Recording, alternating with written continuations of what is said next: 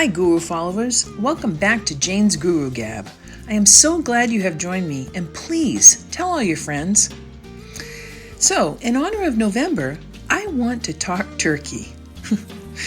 I want to highlight some of my experiences as a woman in leadership and certain events or interactions I have experienced throughout my career and what I have learned from them.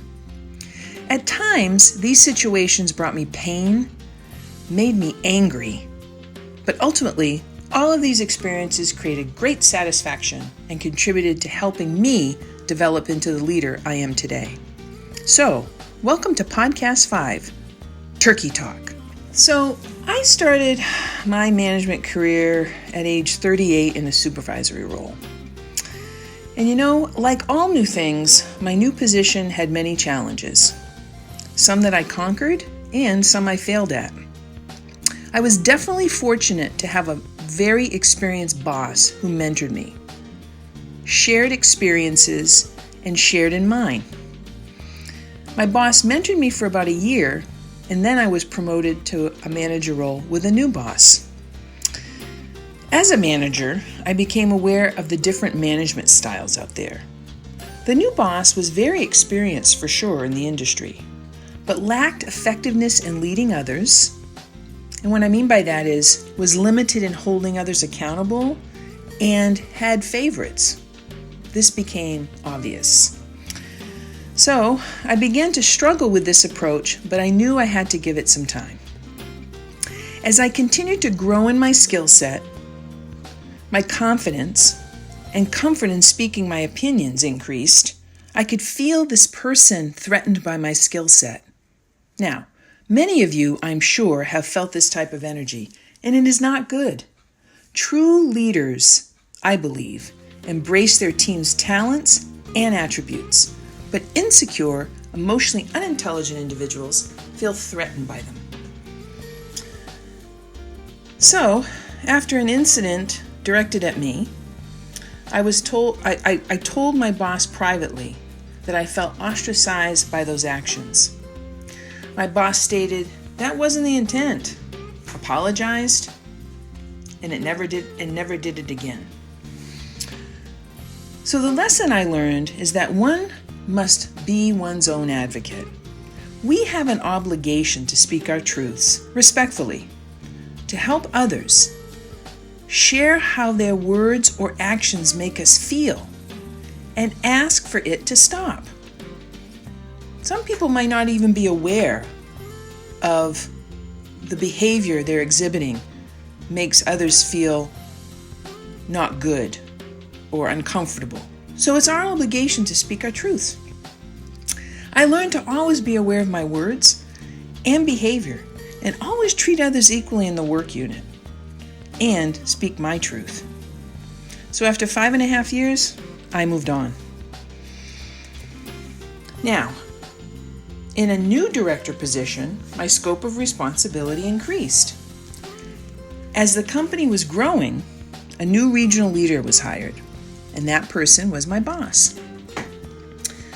From day one, my new boss went to great lengths to establish their position as the new sheriff in town. Hey, I get it. However, there is a way to do this productively and a way that is off-putting. As we worked together, my boss would make it clear that they were the boss. And I'll give you some examples. Hey, Jane, make me these copies. Jane, make sure you run emails by me before you send them.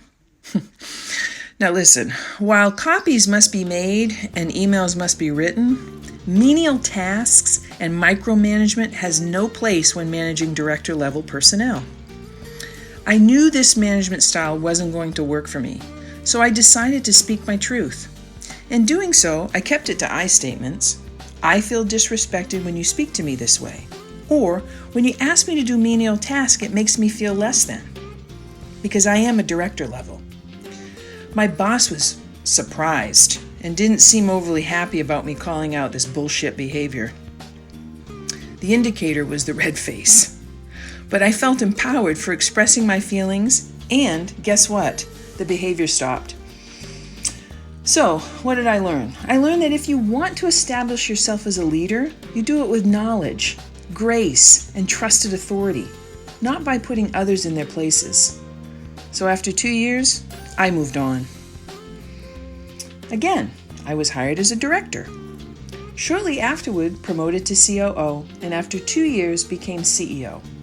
I still had a boss, however, but fortunately a terrific one. My boss was respectful, collaborative, and honored what I brought to the table and gave me constructive criticism. We worked closely together and complemented each other's skill set.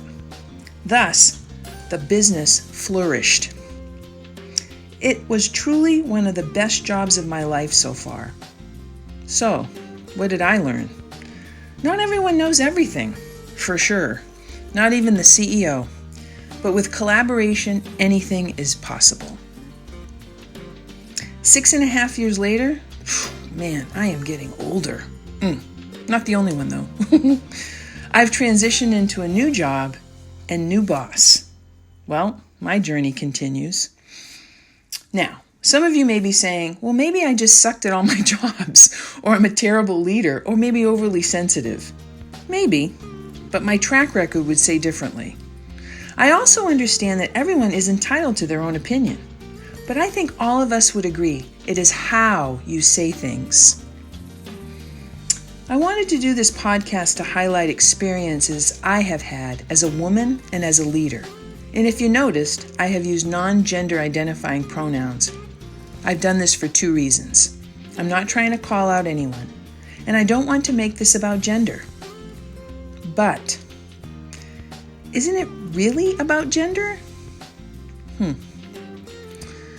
Maybe. My evolution as a person, woman, and leader has taught me and continues to teach me about the massive responsibility truly emotionally intelligent leaders have to their colleagues, employees, and organizations. I take my leadership roles very seriously, and I understand the impact my behavior can have on others, good or bad. It is a must to be aware and accountable to yourself. And that is what I am grateful for. Thank you for joining. See you next time.